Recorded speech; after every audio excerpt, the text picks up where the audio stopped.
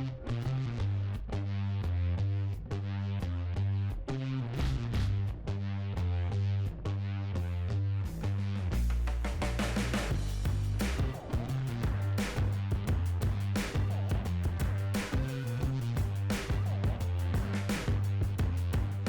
Dun Biles, and this is my partner, Jeremy Wilson.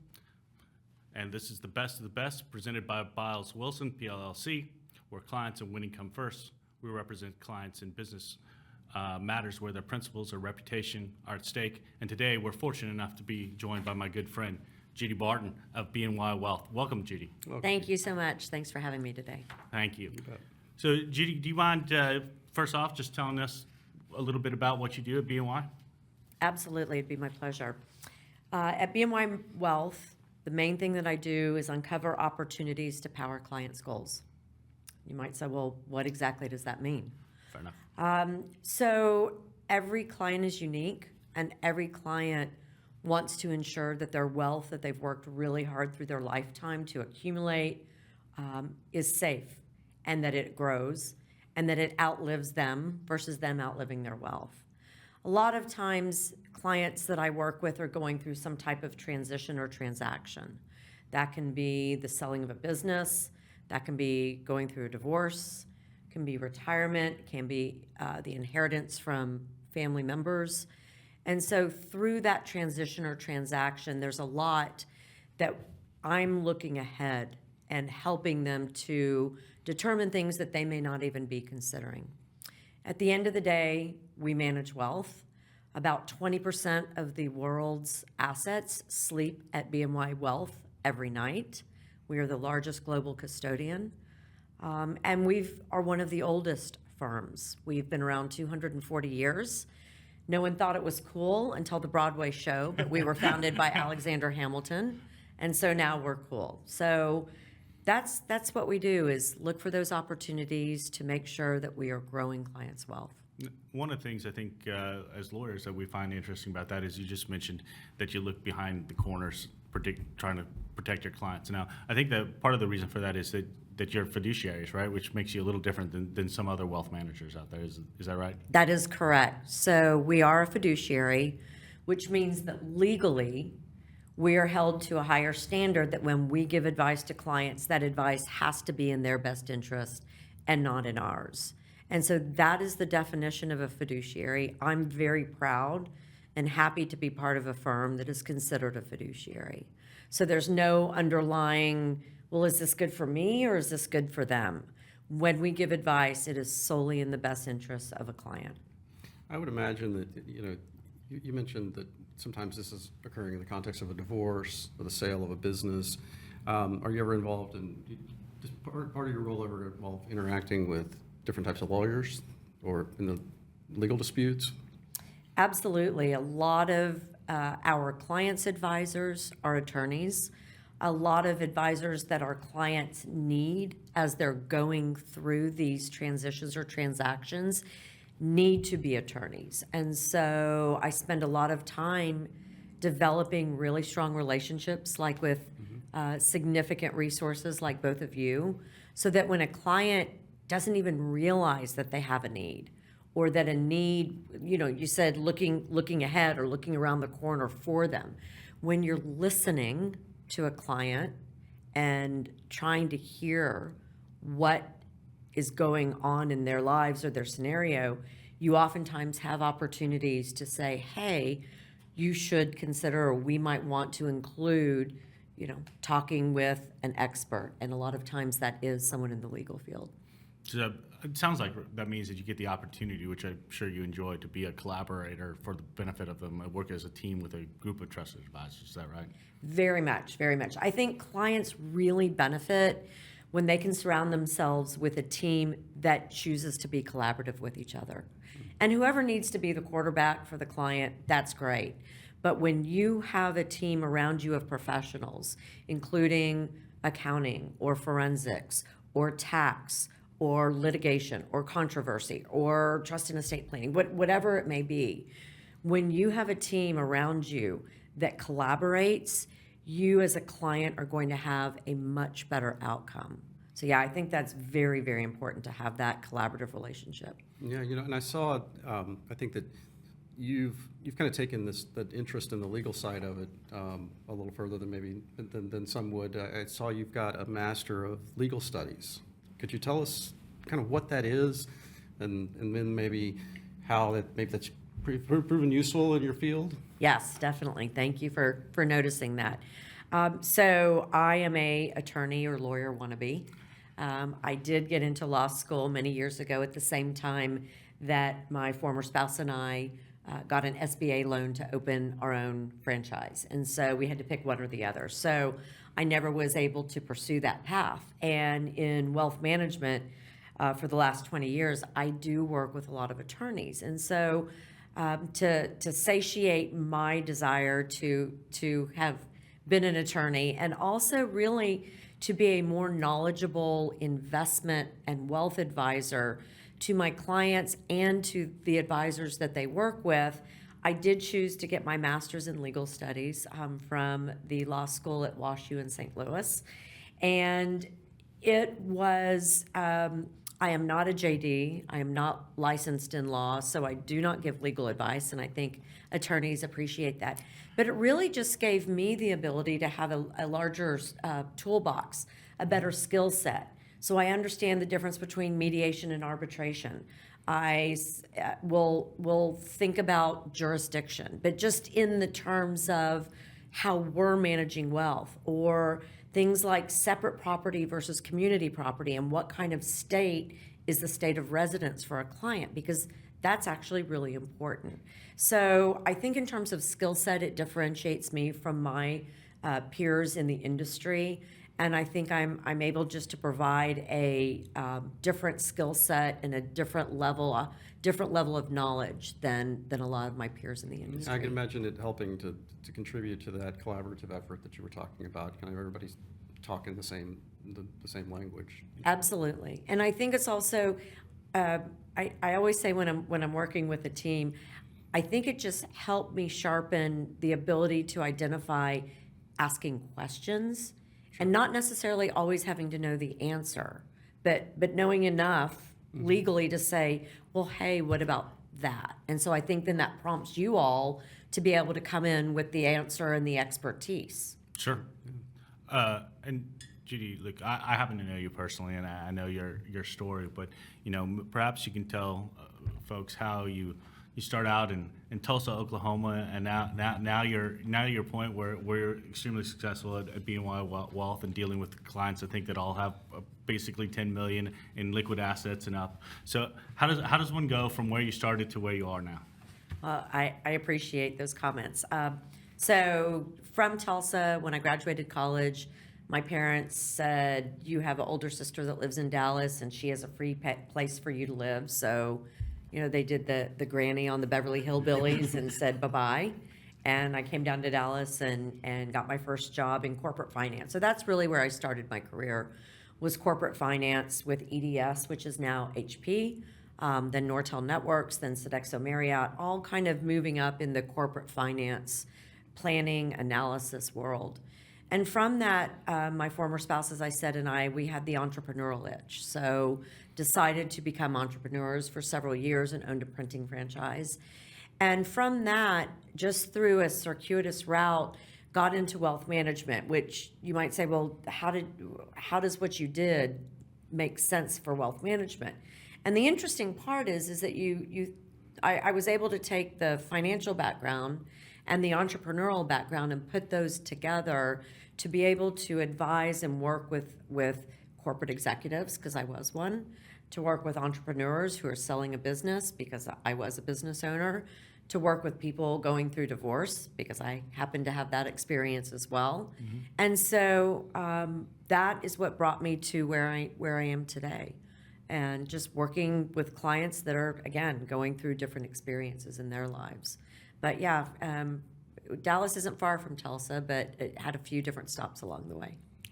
What are some of the things, though, in your career that helped you along? I know you and I have talked about this before, and we both agree. One of them is always being willing to ask questions and listen. But were there other things that helped you get to the top? Well, a lot of things. I think that when I'm sharing with younger people, and I did this with some mentees in our office recently, I started a job and didn't even know what it was. So your first job isn't always your last job. But what I share with younger people in their careers and also with my two sons is be the best trash can emptier there is. And when you're done with your stuff, you go around and you ask everyone else, is there anything I can help you do? Is there anything that you need me to do? And in any role, in any office, you should be collaborative, and there's really nothing that's beneath anyone. So I've never really subscribed to the comments of, well, that's not my job. Like, I don't, that just doesn't even compute with me. Have never been afraid of change. So I know, and I understand some people are change averse. I'm not change averse. I love change. I have asked those that I work with and those that have been my managers, is there anything that somebody else who I see as successful is doing that I'm not doing? And is there anything about myself that I should change that would help me be a better team player, a more successful? And you have to be careful when you ask that question, because oftentimes it's difficult to hear the answer. Sure. So if you don't want to hear the answer, don't ask the question. Yeah. But I think always wanting to be better, even today in my career, I ask those questions frequently. I think I've never stopped working really, really, really hard. And when things get stressful or challenging, or I don't think I'm seeing the results that I want, instead of stopping, I tend to dig in and just work harder and do more. And one of the things I know about you, Judy, is you have two great sons. And for some period of time, you were a single mom raising two sons in a career that's very stressful and long hours. So how did you manage to pull that off? I am very, very proud of my two sons. I will try not to get weepy when I talk about them. I think one thing that was really helpful in being a single mom with my two sons is I never felt guilt that I was a working mom. Yeah. And I think that guilt is just a wasted emotion for anyone. I think that emotion doesn't serve purpose, and no one feels it except for you. Yeah. And so what I share with people is that use the energy that you have feeling guilty being a working parent. Mm-hmm.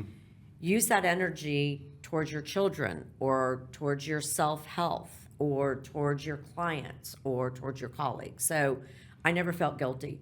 The second thing in being a single mom was I always included my children in my practice. So if we were driving home from hockey practice and I had to be on a call, I would tell them, be quiet. I'm going to be on a call. And then after I hung up, I would explain to them what was going on, not obviously in detail, but and obviously in confidence, but I mean, not sharing details they didn't know, but so that they were a part of it and that they learned. And one of the third thing that I did, more work related, more professionally, was that if something happened at the office, whether my manager said, you should do this differently, or you need to whatever, or if something not great happened, I would share it with them, because I wanted my sons to understand that, adults face the same things that maybe they face at school every day. So to use it in their vernacular, if they got in trouble at school, well, sometimes adults get in trouble at work. Or, if they lost something in their room or at home or at school, sometimes we misplace things. So I really wanted them to see that the things that they felt, it wasn't just a kid thing, that I wanted them to see, by the way, this happens as an adult too, and you need to practice how you choose to respond to it. Sure. Yeah, I think that's really interesting that you mentioned that. I've earlier in my career had a solo law practice and was single, and helping taking care of my kids a lot, and so working from home a lot, and so I'd have to take them along with things and include things. And I really think it's a more natural way So to raise kids, I mean, we've got this idea that we segment worlds and that we raise children to be children and then the adults are the adults, but really we're trying to raise adults, so, the more you can help them relate to the real world, the better. Absolutely, absolutely. Yeah. Now, Judy, I think two things that plague people in your industry, and quite frankly, lots of others, ours too, is the rejection of no, as to, you're trying to get a new client and they say no, and how do you go on? And then the fear of failure, which is really sort of the same thing. So how do you deal with those things? Because I know they're real for all of us. Yeah, so rejection for anyone is hard, obviously. And when you're in a role like mine and you want to take care of people, I mean, that's my driver for my clients and really for anyone is I want to take care of them. That's just a personal need that I have. And a couple things. I think first, the more no's you have, the closer you are to a yes. And we've all heard that, but it's true. So I think that's one way to be able to absorb and deal with rejection. But secondly, sometimes a no is really good because it saves you from wasting time. And when you are trying to work with clients or work with a prospective client and they just won't give you a no because they don't want to hurt your feelings, you end up taking that as, well, maybe it's a yes when it's actually a no. And so I think sometimes somebody having the just respect and kindness to give you a no is really, really helpful. And you're like, great, I'm here. If you ever want to talk again, fantastic. And then you're able to move on and help other people. The last thing about getting a no is you never know what's going on in someone else's life. So it may not be a no, not you. It may just be a no, I'm not comfortable with change right now. Or no, I don't understand this and I don't want to understand it. Or no, I have other priorities in my life right now. And this just isn't up on the list. So I think just giving people grace and trying to appreciate that there's things that are going on in their lives that you just may not know about. Seems to be good advice for all of life, not just business, right? That is true. Absolutely. Yeah. So what do you find most challenging about what you do for a living? I believe that, I mean, obviously there's tons of challenges. I think one of the biggest challenges, and I think attorneys face this too, is that we all get bucketed together, right? Yes. Everyone thinks that investment people are the same and that we're all there to sell something or make a commission or whatever the case may be. Sure. And so I think one of the challenging things is the onus is on me and my firm when I'm working with clients to communicate clearly how we are different, but more importantly, how that benefits them and their lives and their family and their wealth and the safety of their wealth. So you really have to be able to explain difficult concepts in a way that somebody can take in the information that is digestible for them and make a decision based on that information.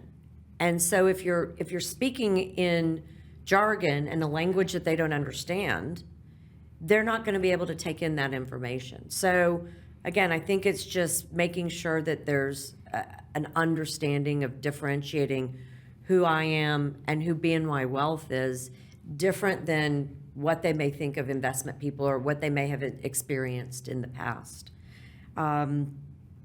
I think another challenge is there's a lot of stuff going on in the world. And so the things that may have worked 5 years ago and 10 years ago and 20 years ago, the principles, the concepts, the strategies aren't the same. And so I think you have to always be, again, thinking ahead and be innovative. And I mentioned earlier that our firm's been around 240 years. In our industry, you're not around 240 years unless you're innovative. Sure, yeah. You have to be innovative. And not afraid to change, to go back to one of your earlier points. Yeah, and not afraid to change. So I think that's challenging too, is how to take what's going on in the world today and translating that and in the markets, so the world, then the markets, and translate that into a digestible way that a client says, okay, well, how does that impact me? And what are you guys doing to help make sure that my wealth is going to take advantage of any upside opportunities that what's going on in the world creates, and also simultaneously protect me from any downside opportunities that what's going on in the world might create. Well, conversely, what's one of the things you like the best about what you do? Taking care of people. Yeah. I do. It makes me really just personal gratification when clients say, gosh, no one's taking care of us this way. Mm-hmm. Gosh, the people that you've referred us to outside of the firm have been fantastic. Thank you for educating our children on wealth. We really weren't sure how to approach that with them. Yeah. Thank you for taking care of my parents. Mm-hmm. Thank you for helping me through the transition of selling my business. It's all I've ever known. And we've worked so hard, and I was scared. So thank you for helping me through that. So it really is taking care of people. Well, and I think it goes back, right? I think you said earlier today that one of the things you do is help people power their goals, right? And so it has to be rewarding to be part of the group that helps make those goals actually become reality for these folks, right? It is, and I'm really fortunate that I work at a firm where I work with colleagues who are like-minded. We're client obsessed, and that's a real thing. Like, I know it sounds, but it's a real thing. And it's not just one person or two people. It's everybody. It's the team. And I think that really, I feel very fortunate to have that. Yeah, you talked about helping people in times of a divorce or a sale of the business. Times of change and stress, and living through that with them. As a lawyer, Dunham and I can certainly relate to that. We find ourselves doing that with our clients a lot, and I know we certainly feel the way you do. Like, it's really almost an honor a lot of times that people trust you with their problems and let you help them with those things. I think that's kind of what you're getting at, I think, as well. Absolutely. It is truly an honor. It really is an honor. Well, I would imagine too, given that you're dealing with divorces, of people going through the divorce, that you're going to land up with what situations oftentimes where maybe one spouse was handling all the financials, and so now you're landing up with a spouse that may not understand anything about the finances. What's that like to help that side of the equation? That happens often, and it doesn't matter if it's one spouse or the other. It's not typical. It doesn't matter if both work or one works and the other doesn't work. Typically, in most families, there's a division of duties. And so I do see that often. What I hear from clients is they are very self-deprecating. A lot of comments are, I should have done this, I should have known this, I should know this. And what I try to do is alleviate them flogging themselves for not. And my response to them is, well, when you go to the doctor, you don't beat yourself up because you don't know what your problem is and you can't diagnose yourself, and also because you don't speak medical language, do you? And they're like, no, of course not. So when you come here, don't beat yourself up because you don't speak investment language, and don't beat yourself up because you aren't sure what the right asset allocation is, or whatever the case may be. And so I try and give them confidence, spend a lot of time educating in a way that lifts them up, and letting them know that we're the stewards of their wealth, that at the end of the day, it's their wealth, it's their money, they're in charge, and we're there to help guide them as fiduciaries, and we are fortunate enough to be the stewards. But we will educate them, we will be partners with them, and they can be involved as much or as little as they want to be. But it's a very confidence-building relationship in the scenario that you mentioned, where they haven't been involved in the past. Because Not knowing, so ignorance breeds fear with Yes. everybody, for anything, right? Exactly. It's why people avoid going to the doctor or getting a checkup or going to the dentist. Well, if I don't go, then I don't know, right? Right? Yeah. And it's the same in wealth management. Ignorance breeds fear. And the more somebody, and it's not to, and I'll share with clients, I'm not here to turn you into an investment professional. But at whatever level of knowledge you want to know, that will take away your fear. And you will be able to understand what's going on with your wealth. And you'll be able to tell us what decisions you want to make based on the advice we give you. You don't have to take the advice, but you will then be equipped to make good decisions for yourself. And I think a lot of people in the scenario, again, Dunham, that you said in divorce where they haven't been involved, it just alleviates their anxiety over time. And it's so interesting to work with them from the beginning of the divorce to the end of it, to a year later, to a couple of years later. And you see their ability to have these discussions and want to have these discussions just changes so much over time. Well, it has to be extremely empowering to them. They now control their own money, which means they control their fate in many Exactly. ways. And one of the things I know that you're passionate about, because you talked about it a minute ago, is mentoring people. So one of the things we like to do on the show is ask our guests what advice they have to younger folks about how they can be more successful in their lives. Do you have any thoughts? I love giving advice, sometimes solicited, sometimes not solicited, to young professionals. Yeah. So I do. I have some isms. All right. One is write handwritten thank you notes. Just go get a box of stationery with your initial on it. Maybe not the ones that say thank you, but just something that has an initial, and write handwritten thank you notes. And I know that sounds old-fashioned. It's a lost art. No, it's. I love it when I get a thank you note. Yeah. When actually a handwritten one. No one does it anymore. Yeah. No. It will make you stand out. It will, because I do it every year for holiday. I handwrite every holiday card for every one of my clients, every one of the contacts. Each one of them is different, and I can't tell you how many times people call, right? Because everybody sends out the form, emails, and whatever. People still care. We're still humans. We like the human touch, and it shows you care enough, and it's always going to help you. I love that. The next one is know how to send out a standalone calendar invite that has the time zone, people's first names, last names, the company name, their contact information. If there's an attachment, put the attachment. If somebody's going to call somebody, say so-and-so will call so-and-so, and put the phone number. So make it, I call it dummy proof, just so that nobody can misunderstand what that calendar invitation is intended to accomplish. So that is a advice for success. Another one is to self-advocate. And you can ask my sons, one thing that I taught them growing up is you don't get what you don't ask for. So self-advocate. Another one is never stop learning. So as you mentioned, I got my master's in my 50s. The next one is do not be afraid to use your networks. So if you're graduating high school and you're trying to look at colleges, where did your friends' parents go to college? Or you're trying to get a job, look at the alumni from your university, alumni from your high school, alumni from a club that you're in. Do not be afraid to ask people to help you from those networks or their parents' networks. So I think younger people don't feel like they've earned the right to do that.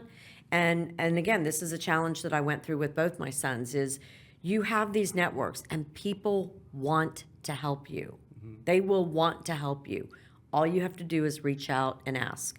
And then after they help you, you write a handwritten thank you note, Exactly. right? And then I think Judy also, I think young people, I didn't do it well, right? Is you're not thinking about networking when you're in college or necessarily in law school. And if we can get younger people to understand that these are contacts that they need to keep forever, because you and I both spend plenty of time out there networking, and it would have been easier had I kept in touch with some people back earlier in my time. Yeah, yeah. And I also believe, we talked about this, Dunham, is it's never too late to reach back out to people and say, I'm remiss in reaching out to you. I'd love to know what you're doing. I'd love to share with you what I'm doing. Can we connect? Yep. My very first boss at EDS and I connected on LinkedIn. And at the time when I started, he was about 5 years older than I was when I was fresh out of college. And I thought, oh my gosh, he's so much older. Now that 5 years really has shrunk. And he and I still keep in touch. So you just never know. Yep.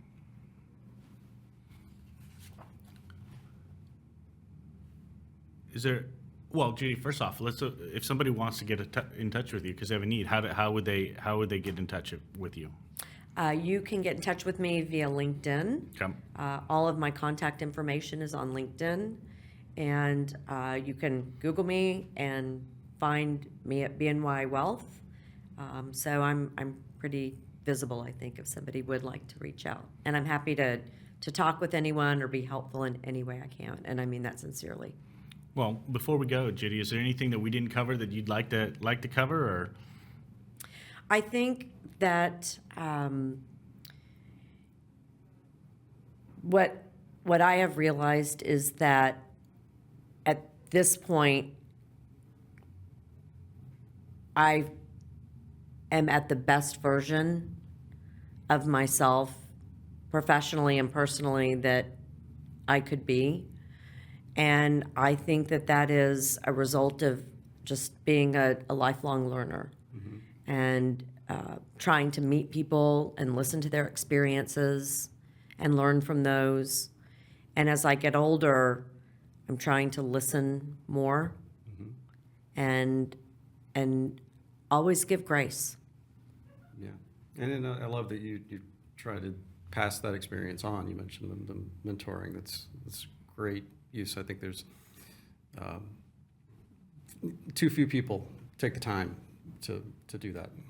Yeah, I enjoy that a lot, and I think we all have time. Everyone says I'm so busy. I'm so busy. Look, we're all busy, right? Right. My dad used to say people find time to do the things they want to do. That's true. So I will always have time to try and be helpful to people. Well, I think it's true too that we spend so much time. We spend time complaining about younger folks because, well, the truth is we haven't bothered to teach them. And if you take the time, we take it for granted that you should do handwritten notes. Yeah. Well, maybe lots of people for generations now perhaps haven't been doing it, so they don't know. And if you give them a chance to learn, they will. And then we can quit complaining, and everybody will be better. It'll all be solved. Yeah, that's absolutely true. You take it for granted that the younger generations know how to do things. Well, some of it's intuitive, but not all of it. And so we really do have to think about taking those things that we don't want to be lost and articulating them so that they are still incorporated in the way that people treat each other, both professionally and personally. Yeah, and keeping those things alive ourselves. I mean, younger people, they learn by example. So, they see us do these things. People take the time to teach them. Yep. Yeah, absolutely. Well, thank you, Judy. It's a pleasure to see you. Always glad to get to spend some time with you. So thank you for joining us. Yeah, today. thank you so much for being here. We really enjoyed our I'm time. honored that you would invite me to your podcast and really enjoy working with you both and hope that we can continue to collaborate in the future. Thank you, Judy. Thank you.